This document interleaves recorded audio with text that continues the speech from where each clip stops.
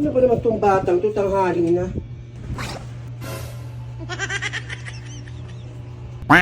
Kayo na pa nagbukas ng tindahan yung tiyan, tulog pa rin siya. Ay, ay.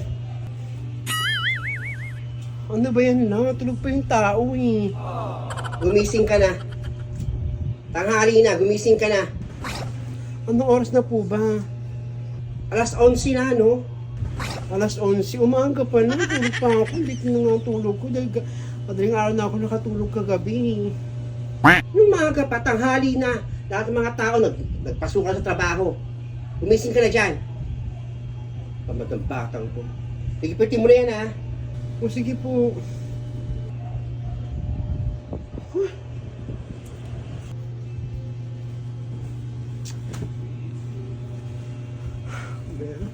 Ito sa tulog.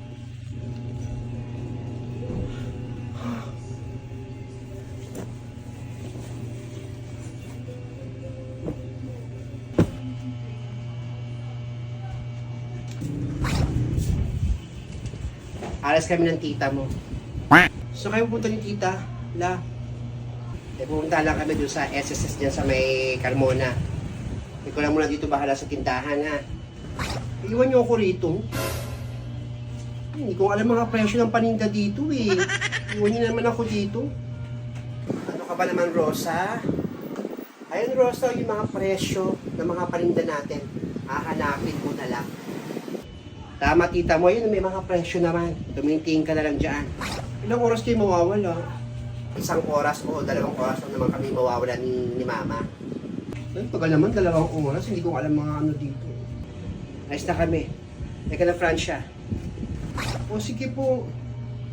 Mag-iingat po kayo. Sige. Salamat. Ikaw rin, mag-ingat ka rito. A few moments later. Okay. Hindi ko alam yung presyo ng mga paninda nila lola dito. Isarado ko kaya muna sandali. Ito kami, matagal pa naman sila mawawan. Isarado ko lang muna.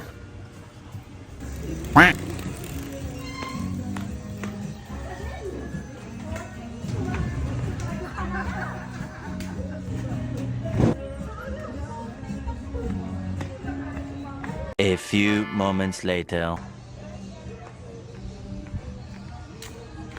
Bakit sarado yung tindahan? Alas 2 pa lang ng hapon, ha. Ano naman ito, apo ko? Rosa? Rosa? Rosa? Ay, lang dyan na pala kayo. Ba't nasarado ka? Ang aga-aga pa, alas 2 pa lang ng hapon. Eh kasi lang kaya naisara ako kasi dami bumibili, hindi ko alam yung presyo. Nailito ako kaya sinarado ko na lang muna. Grabe naman itong batang. Ito may mga presyo dun sa gilid. Pasensya na la. Ayoko kasing na-stress ako eh. Ang dami-dami bumibili tapos hindi ko alam yung mga presyo kaya medyo nairita ako. Naku, sinayang mo yung mga benta. Kung talagang bata ka. Na, si tita. Andun pa sa palengke yung tita mo. Parating na rin yun. Buksan na lang po ulit natin, Lola. Pasensya na la ha. Kasi talagang ayoko talagang yung lagi may tao sa paligid ko. Meanwhile. O Rosa, si Lola mo. Nandun po sa kusina si Lola.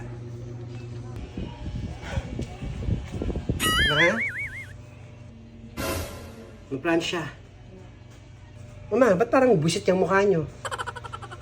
Eh, paano ka naman hindi mabubuwisit? Magdating ko dito sa bahay, sarado itong tindahan. Ano? Sinarado niya kasi hindi daw niya alam yung presyo. Sino bang hindi may irita? Saan yung mga benta?